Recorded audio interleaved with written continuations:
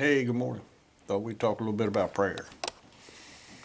A lot of people are a little nervous about praying. I don't know why. I think they got to get all flowery languaged and everything like that. Or talk to God in Shakespearean English and all that kind of stuff. Well, that's not necessary. You just talk to God like you would talk to someone that's your elder that you very much respect. There's this big fancy city preacher come to town one time. Was a guest in this country church. Everybody was making over him so much how he could talk so fancy and and pray to beat the band.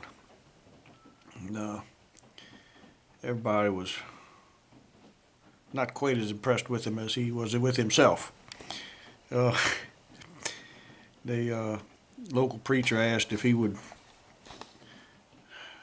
close the service in prayer. So he got up there and looked around, lifted his eyes to heaven, and started to pray. Said, "Oh Lord, we are but dust." Well, the mood was kind of broken up right then by little Jimmy in the third row that loudly asked, "Mommy, what's butt dust?" uh, kind of put that fella in his place a little bit. Everybody had a good laugh about that, and fella mumbled a few words, and then the real preacher got up and and closed him down good and proper. But anyhow, you want to know how to pray, how to talk to God. Let's go to the book. The book gives us a couple examples. I'm not talking about the Lord's Prayer when he taught the disciples to pray. He went to, it's called Gethsemane, and he was going to pray a little while because he was very distraught. He was going to pray to God.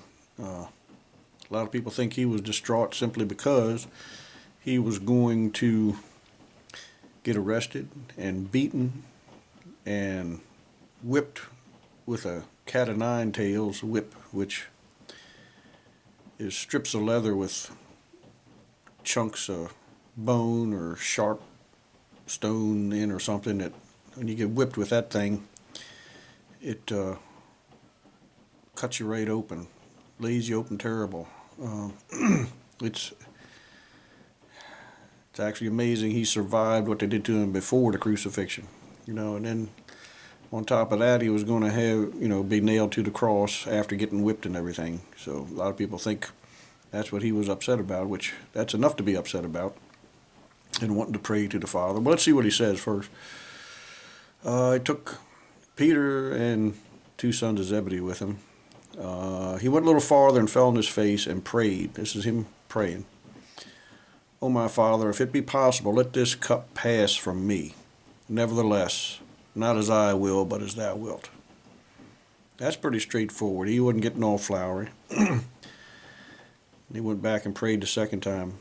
"Oh, my Father," this is in Matthew 26, chapter 26, first verse was 39, this is 42.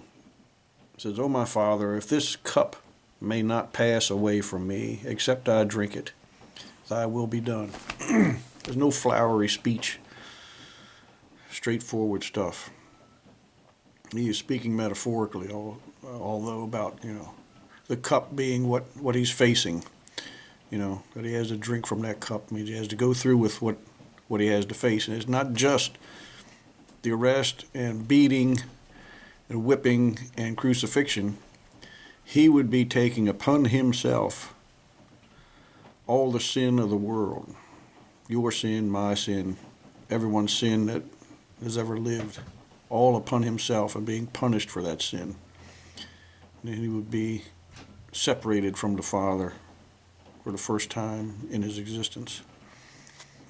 So that was what he was distraught about, more so than the physical pain and suffering, is what he would be having to go through. It was a tremendous thing that he did for us.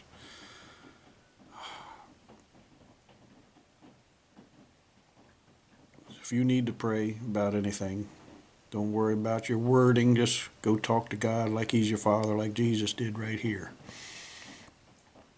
Don't need to get all flowery like that city preacher. Talk to God like he's your beloved father. That's who he is. If you're one of his children, if you accept him. Anyhow, kind of a short one today. I'll catch you next time. Have a blessed Sunday. See you.